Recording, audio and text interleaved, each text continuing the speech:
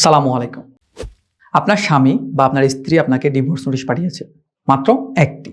পাঠানোর কথা ছিল কয়টি? ৩টি। সেক্ষেত্রে কি ডিভোর্স কার্যকর হবে? আমাদের সমাজে একটা প্রচলিত ধারণা আছে যে ডিভোর্স নোটিশ পাঠাতে হবে ৩ বার। আমরা যেটা নরমালি সিনেমাতে দেখে থাকি ১ তালাক, ২ তালাক, ৩ তালাক। অর্থাৎ নোটিশও আসবে ৩ বার। ১ তালাক, ২ তালাক, ৩ তালাক। আসলে কিন্তু জিনিসটা ওরকম না। তালাক নোটিশ পাঠানো হয় মাত্র একবার। স্বামী স্ত্রীকে তালাক দিক আর স্ত্রী স্বামীকে তালাক দিক, নোটিশ পাঠাবে মাত্র একবার। ওই নোটিশটা পাঠাবে ২ টো কপি। একটা হচ্ছে স্বামী যদি স্ত্রীকে তালাক দেয় সেক্ষেত্রে একটা নোটিশ যাবে স্ত্রীর কাছে, আরেকটা যাবে সালিসি পরিষদের কাছে।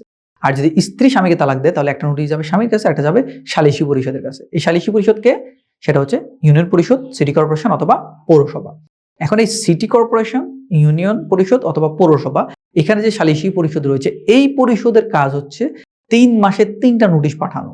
পাঠিয়ে এই বিষয়টা দুই পক্ষের মধ্যে একটা সমঝোতা করার চেষ্টা করা। এটা বাধ্যতামূলক না আইনে, কিন্তু ওনাদেরকে বলা হয়েছে এটা করতে, কিন্তু ওনারা এটা করে না সাধারণত। এই কারণে অনেকের ধারণা হচ্ছে যে হয়তো ৩ বার নোটিশ আসার কথা। কিন্তু আসলে যে নোটিশ তালাক দিবে সে একটা নোটিশই পাঠাবে, ৩টা নোটিশ পাঠাবে না। এবং এই নোটিশ একটা পাঠানোর পরে ৯০ দিন পর, অর্থাৎ নোটিশটা যখন সালিসি, একটা তো যাবে হচ্ছে স্বামী যদি স্ত্রীকে তালাক দেয় স্ত্রীর কাছে একটা যাবে, আর স্ত্রী যদি স্বামীকে দেয় সেটা স্বামীর কাছে যাবে। আর আরেকটা নোটিশ যাবে কোথায়? সালিসি পরিষদে। সালিসি পরিষদ যেদিন এই নোটিশটা রিসিভ করবে সেদিন থেকে ৯০ দিন অতিবাহিত হওয়ার পর অটোমেটিক্যালি কিন্তু ডিভোর্স কার্যকর হয়ে যাবে। আপনি যদি বসে থাকেন নোটিশ তো মাত্র একটা আসলো আর ২টা তো আসে নাই, অর্থাৎ ডিভোর্স কার্যকর হয় নাই, জিনিসটা কিন্তু না। জিনিসটা হচ্ছে একটা নোটিশ যখনই সালিসি পরিষদ রিসিভ করবে ওই দিন থেকে ৯০ দিন পার হলেই অটোমেটিক্যালি ডিভোর্স কার্যকর হয়ে যাবে। কারণ সালিসি পরিষদ কিন্তু যে কোনো নোটিশে আসুক তারা এটা রিসিভ করবে। কিন্তু স্বামী স্ত্রীকে পাঠালে বা স্ত্রী স্বামীকে পাঠালে সেটা রিসিভ নাও করতে পারে। তারা বলতে পারে যে আমি বাসায় নাই, এটা সেটা বলে নোটিশ পাঠিয়ে দিতে পারে।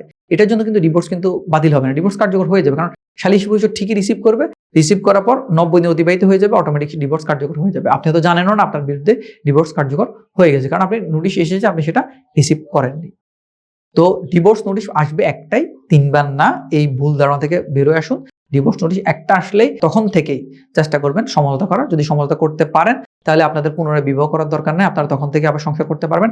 আর যদি সমঝোতা করতে না পারেন ৯০ দিন অতিবাহিত হলে অটোমেটিক্যালি আপনাদের মধ্যে ডিভোর্স কার্যকর হয়ে যাবে। আশা করি বুঝতে পেরেছেন। ধন্যবাদ। আসসালামু আলাইকুম।